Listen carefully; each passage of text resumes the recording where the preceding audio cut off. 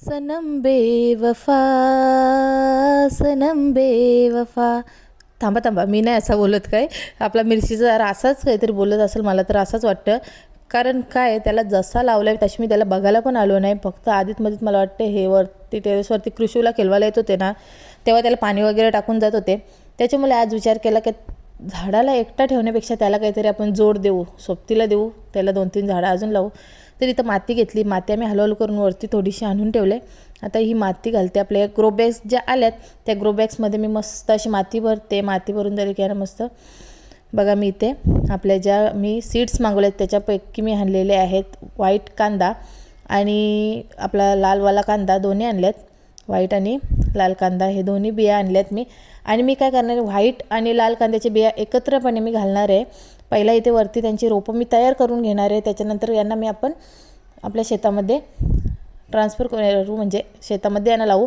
पहिलं मी यांना अशाच घालते, म्हणजे जे बघू आपण बिया किती ग्रो होतात त्याच्यामुळे पहिलं मी अशा यांचा रोप करून घेते. आणि मी याच्यासोबत बीटरूटचा देखील बिया आणलेला आहे, ते देखील बीटरूट देखील मी लावणार आहे. आता हे अशाच याच्यावरती घालून याच्यावरती माती देखील घालते आणि त्याच्यानंतर आपले बीटरूटच्या देखील बिया लावते. बीटरूट मी इथेच लावणार आहे, बीटरूट मी खाली लावणार नाही, कारण माती एकदम खरगाल आहे, डगराल माती आहे. अजिबातच माती नाही, जास्त डगरे जास्त आहेत आणि माती कमी आहेत. कांदा वगैरे येऊ शकतो तिथं, त्याच्यामुळे मी कांदा तिथे लावून अशा मी 4 ते 5 4च करते का तीनच केल्यात आणि त्याच्यामध्ये 2-2 मी बिया घालते. आणि हे 2-2 बिया का घालते, कारण एक जर नाही आली तरी दुसरी येऊ शकते. एक जर्मिनेट नाही झाली तर दुसरी देखील होईल. आणि एवढा ऊन आहे ना, एवढा ऊन आहे, भरपूर ऊन आहे. तुम्ही बघाल तर संध्याकाळची वेळ आहे, मला तर वाटतं 5 वाजलेत तरी पण एवढा ऊन आहे ना आणि एवढी गरमी होते ना, त्याच्यामुळे अशी घामाघूम झाली होती. त्याच्यानंतर यांना दिलं मी पाणी, आणि पाणी दिल्यानंतर दोन्यांना देखील पाणी दिलं. आणि तुम्हाला दाखवते मिरची. आपली मिरची आज एकदम खुश आहे, कारण तिला आता जोर भेटला, तिच्याच साईडला जोर भेटला. ते बघा, ही मिरचीला पण पाणी घालते आणि मिरचीला मस्त अशा मिरच्या लागल्या. त्या 2-3 दिवसात येऊन मी काढून जाईन.